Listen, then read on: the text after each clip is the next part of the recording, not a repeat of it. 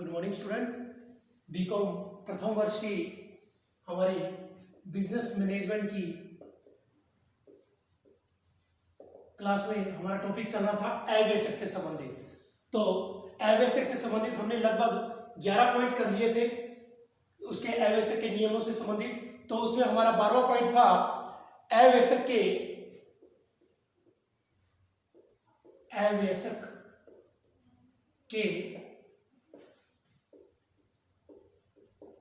संरक्षक द्वारा अनुबंध।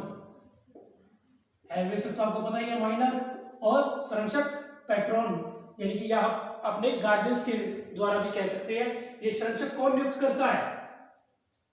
या तो कौन, हमारे रिलेटिव्स हो सकते हैं, रिलेटिव्स, या कौन, कोर्ट द्वारा एक संरक्षक नियुक्त किया जाता है। ठीक है ना, हमारी संपत्ति की देखभाल के लिए। तो इस आप इसके अंडर में रहकर, संरक्षक के अंडर में रहकर आप अनुबंध कर सकते हैं। संरक्षक के अंडर में रहकर आप कोई भी अनुबंध कर सकते हैं, लेकिन अगर संरक्षक आपकी संपत्ति के लिए या संरक्षक आपकी संपत्ति के लिए या आपकी देखभाल के लिए कोई अनुबंध कर रहा है, तो वो देखभाल के लिए तो उसे नियुक्त किया ही है, वो तो कर सकता है। आपकी संपत्ति के लिए अगर कोई अनुबंध कर रहा है तो उसके लिए उसे सबसे पहले कोर्ट से क्या लेनी होगी? परमिशन लेनी होगी। और वो भी कब? वो आपकी कोई भी फिक्स एसेट्स है, उस संपत्ति को वो क्या कर सकता है?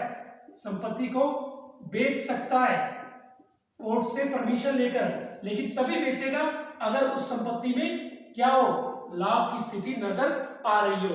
और किसी प्रकार की फिक्स एसेट्स, कोई भी अचल संपत्ति, फिक्स एसेट्स वो आपके नाम से खरीद नहीं सकता, क्योंकि आप तो अभी वारिसी नहीं है, बालिकी नहीं है, आपके नाम से वो कोई संपत्ति खरीद नहीं सकता। और न ही वो अपने नाम से, वो संरक्षक कोई संपत्ति आपकी क्या कर सकता है? अपने नाम से लेकर रख ले, ऐसा भी पॉसिबल नहीं है। संरक्षक सिर्फ आपकी संपत्ति की देखभाल करेगा, आपकी देखभाल करेगा। ठीक है, और जैसे ही आप संरक्षक की उम्र में आप संरक्षक के अंडर में रहेंगे तो आप 21 के से प्लस हो जाएंगे, तब सारी संपत्ति ऑटोमेटिक किसके नाम? आपके नाम हो जाएगी। उसके बाद आप अपनी संपत्ति को चाहे बेचे चाहे खरीदे, XYZ आप कुछ भी करें, आपके ऊपर डिपेंड करता है। उसके बाद एक संरक्षक, एक अवयस्क, एक 13वां पॉइंट था, अवयस्क अंशधारी के रूप में कार्य कर सकता है, नहीं कर सकता? बिल्कुल कर सकता है। एक संरक्षक अंशधारी के रूप में कार्य कर सकता है, क्योंकि यहां क्या करना है? उसमें शेयर होल्डर, यानी कि किसी कंपनी का मेंबर बनना है ना, तो मेंबर बन सकता है। वो तो उस स्थिति में मेंबर बनेगा जब फॉर्म फिल करेगा। फॉर्म फिल करते समय नाम उसका भी आएगा, लेकिन उसकी संपत्ति या उसकी जो देखभाल कर रहा है उस संरक्षक का नाम भी वहां पर, उस गार्जियंस का या पैट्रॉन का वहां पर नाम लिखा जाएगा। उसके अंडर में रहकर वो अंशधारी के रूप में कार्य कर सकता है। उसके बाद अवयस्क को अपराध के लिए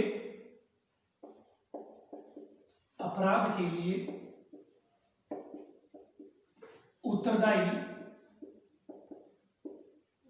ठहराया जा सकता है। देखिए, अवयस्क ठहराया जा सकता है, ये लिखा जाएगा, जा सकता है।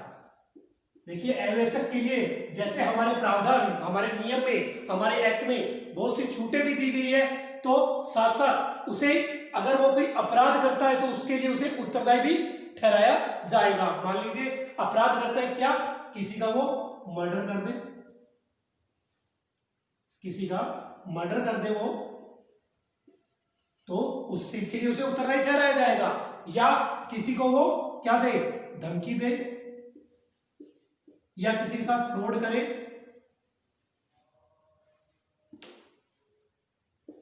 किसी के साथ फ्रॉड करे, छल कपट करे या मिथ्या वर्णन कर रहा है उसे पता होने के बावजूद भी। देखिए ये सारी चीजें मैंने आपको स्वतंत्र सहमति में बताई थी, उसकी टॉपिक में छोटी सी बातें बताई थी, इसकी डीपली जानकारी आगे और लेंगे। तो अगर वो इस तरीके से कोई कार्य करता है, कोई XYZ किसी प्रकार का कोई भी अपराध करता है, तो उस चीज के लिए उसे उत्तरदायी ठहराया जा सकता है।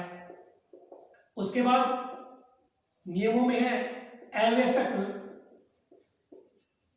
संयुक्त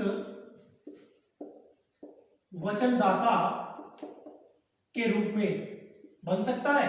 संयुक्त वचनदाता यानी कि एक व्यक्ति तो है उसमें अवैसक और बाकी व्यक्ति है व्यसक, तो वो अपने आप को उस कार्य में अपने आप को व्यसक माने तो वो संयुक्त वचनदाता के रूप में कार्य नहीं कर सकता।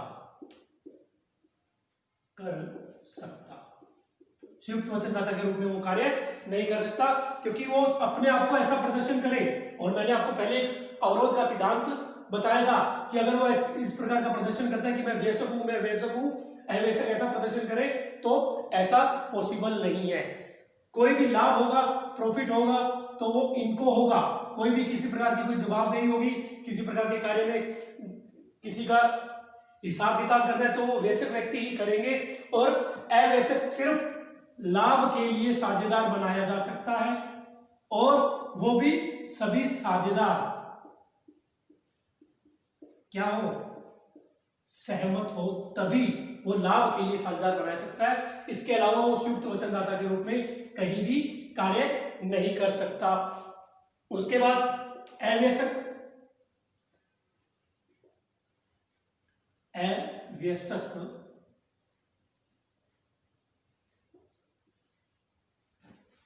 के साथ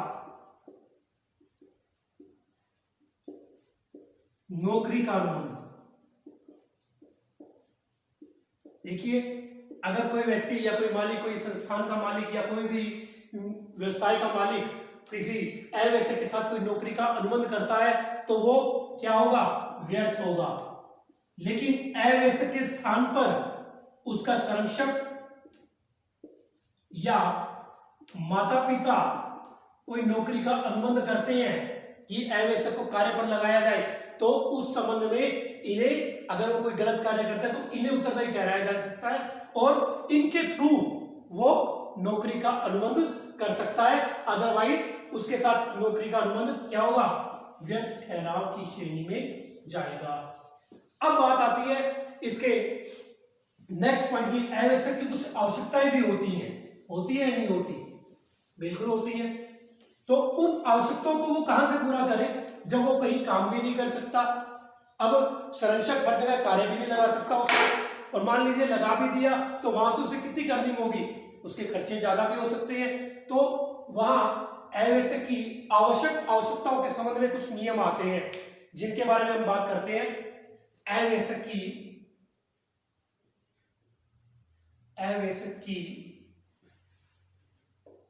आवश्यकताओं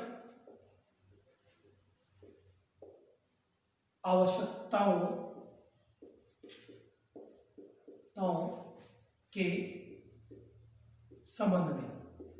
देखिए आवश्यकताएं वो होती है जहां वो अपना जीवन निर्वाह करता है, उसके लिए उसके पास पैसा कहां से आए, क्योंकि वो कार्य तो करता नहीं है। तो उस चीज के लिए जो संरक्षक नियुक्त किया गया है वो उसकी देखभाल करेगा। तो चाहे अवैसक के पास अपनी संपत्ति हो चाहे न हो, अगर कोर्ट ने कोई संरक्षक नियुक्त किया है तो कोर्ट उस खर्चे को वहन करेगी। ठीक है, अगर उसके पास संपत्ति है तो उसकी संपत्ति की देखभाल जो कर रहा है संरक्षक, वो उस खर्चे को वहन करेगा, लेकिन वो स्वयं अपनी संपत्ति में से नहीं, उस अवैसक की संपत्ति में से ही वो सारा खर्चा करेगा। और जैसे ही वो वयस्क हो जाएगा, 21 साल का हो जाएगा, अडल्ट हो जाएगा, तब उसे क्या हो जाएगा, उस संपत्ति का से जो भी खर्चा किया गया उसका विवरण उसे दे दिया जाएगा। और कोई जरूरी नहीं, अगर वो मान जाए तो ठीक है, लेकिन कोर्ट ने नियुक्त किया तो कोर्ट को सारा विवरण दे दिया जाता है और कोर्ट उसके बाद सारी संपत्ति उसका विवरण लेकर उस वयस्क व्यक्ति जो अब अवैसक था, वयस्क हुआ है, उसके हैंडओवर कर देगी। वहां वो किसी प्रकार का कोई भी मुकदमा या विवाद दायर नहीं कर सकता। अब बात आती है इसकी आवश्यकताओं के संबंध में। देखिए ये कहने को एक छोटा सा टॉपिक है, लेकिन इसके कुछ 5, 6, 7 पॉइंट है जो जनरली हमें 8 नंबर का क्वेश्चन हमारे एग्जाम में आता ही आता है लगभग। तो इसकी आवश्यकताएं कौन सी है? सबसे पहली है आवश्यक के जीवन निर्वाह की, यानी कि कौन सा है मेन जीवन निर्वाह की आवश्यकता है? रोटी, कपड़ा और मकान। देखिए खाने के लिए, पेट भरने के लिए रोटी चाहिए, पहनने के लिए कपड़ा चाहिए और रहने के लिए एक छत चाहिए, मकान चाहिए। तो ये तो उसकी जीवन निर्वाह की जरूरत की अति आवश्यक आवश्यकताएं हैं जिनकी उसे आवश्यकता पड़ती ही पड़ती है। इस चीज के लिए उसे क्या चाहिए? खर्चा चाहिए, पैसा चाहिए, विवरण। तो उसका जो भी खर्चा होगा वो कौन वहन करेगा? वो संरक्षक क्या करेगा? किसका? राशन का प्रबंध कर देगा, पहनने के लिए कपड़ों का प्रबंध कर देगा। मकान उसका स्वयं का है तो ठीक, नहीं तो रेंट पर मकान लेकर उसे दे देगा, ठीक है ना। अगर उसकी संपत्ति है तो उसमें से दे देगा, या स्वयं या कोर्ट ने जो भी उसे रहने के लिए जगह दी है वहां पर उसे रहना ही पड़ेगा, ठीक है। दूसरा है आवश्यक की संपत्ति की रक्षा के लिए ये कौन वहन करेगा? ये सारा खर्चा, जितना भी ये खर्चा होगा ये सारा खर्चा संरक्षक लगाएगा। और किसकी?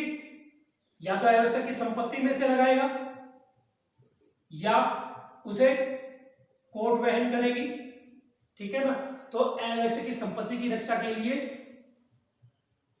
किया गया खर्च, कोई भी खर्चा होगा उसकी संपत्ति की रक्षा के लिए तो उसके लिए संरक्षक उसे देगा आवश्यक को।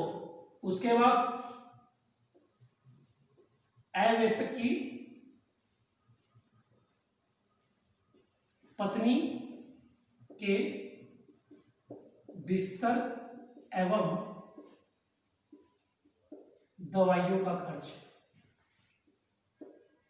अब आप कहेंगे कि आवश्यक की शादी तो होती नहीं है तो वो उसके पत्नी के खर्चे और उसकी दवाइयों के खर्चे वो कैसे हो गए?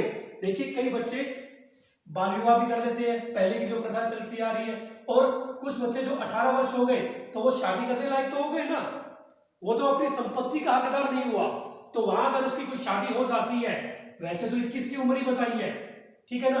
अब कहीं जैसे कहीं लड़के हो, लड़कियां ना हो, लड़कियां हो, तो वहां पर तो उम्र 18 ही है ना लड़कियों की शादी की, तो वहां वो आवश्यक की श्रेणी में आएगी वो लड़की भी, ठीक है ना। तो वहां आवश्यक की, या अगर पत्नी है तो वहां लड़की है तो पति हो जाएगा, ठीक है ना। तो उनके बिस्तर एवं दवाइयों का खर्च भी वो संरक्षक द्वारा वहन किया जाएगा। उसके बाद आवश्यक पर आश्रित व्यक्तियों पर किया गया खर्च। देखिए आवश्यक के ऊपर कुछ आश्रित है, कौन? उसके बहन, उसका भाई या उसका छोटा बेटा, तो वो भी उस बेटा, यानी अगर 18 वर्ष प्लस से उसकी अगर शादी होगी तो 1 साल का बेटा या उसकी मदर या उसके ताई चाचा कोई उस पर आश्रित है जो उसी से संबंधित है और कोई कमाने वाला है नहीं, तो उन पर उनकी देखभाल करने के लिए जो भी खर्चा किया जा रहा है तो वो भी संरक्षक द्वारा दिया जाएगा। उसके बाद कहीं आने जाने का खर्च। देखिए आवश्यक का भी परिवार है, उसके भी रिश्तेदार है, वो कहीं रिश्तेदारी में आता जाता है, कोई तीज त्योहार पर या कोई किस पर, अपने ये कह सकते हैं डेथ पर आना जाना पड़ता है उसे भी, तो वहां पर भी कोई आने जाने का उसका खर्चा लगता है तो वो भी संरक्षक द्वारा उसे दिया जाएगा। उसके बाद आवश्यक के किसी सदस्य की मृत्यु होने पर उसके अंतिम संस्कार पर खर्च, यानी कि हिंदू रीति रिवाज से जो अंतिम संस्कार किया जाता है अपने यहाँ पर, तो उस पर जो भी खर्च होता है, परिवार के किसी सदस्य की अगर मृत्यु हो जाती है तो उसके हिंदू रीति रिवाज के अकॉर्डिंग जो भी अंतिम संस्कार पर खर्च होता है वो भी संरक्षक द्वारा उसे दिया जाएगा। हाँ, भले ही वो उसकी संपत्ति में से काट दिया जाए, लेकिन कब काटा जाएगा? 21 वर्ष का होने के बाद ही। उसके बाद किसी दंडनीय मामले की पैरवी पर किया गया खर्च। देखिए, अगर किसी प्रकार का कोई मुकदमा चल रहा है उसकी संपत्ति को लेकर, तो उस मामले पर भी कोई खर्च किया जा रहा है तो वो भी संरक्षक द्वारा वहन किया जाएगा। उसके बाद आवश्यक की पढ़ाई लिखाई एवं प्रशिक्षण पर खर्च। देखिए, आवश्यक अगर अभी पढ़ना चाहता है या किसी प्रकार के कोई कार्य की ट्रेनिंग लेना चाहता है तो उसे वो खर्चा भी दिया जाएगा, लेकिन ये सारी उसकी जरूरत की चीजें तो हैं, उसे दी जाएंगी। लेकिन आवश्यक अगर जिद करता है, कई प्रकार की अड़ी लगा लेता है, किस प्रकार की, क्या कि मैं तो बाइक से ही जाऊंगा, पैदल नहीं जाता या बस से नहीं जाता। अगर वहां पर बस पर जाने की सुविधा है या पैदल जाने की सुविधा है कि 2 मिनट का रास्ता है और वो कहे कि मैं तो बाइक पे जाऊंगा और बाइक भी पल्सर या होंडा की अच्छी जो बाइक आती है उस पर ही जाऊंगा, तो ये उसकी आवश्यकताएं नहीं है, ठीक है ना। या ऐसे कहे कि मैंने अपने किसी रिश्तेदार के यहाँ जाना है और वहां पर ट्रेन की सुविधा है, बस से आने जाने की सुविधा है, और वो कहे कि मैं किस पर जाऊंगा, बाइक कार ही जाऊंगा, तो ये उसकी कोई जरूरत की चीज नहीं है। वहां उसने किसी चीज को शो ऑफ नहीं करना है कि मेरे पास इतनी संपत्ति है तो मैं तो ऐसे ही जाऊंगा, नहीं।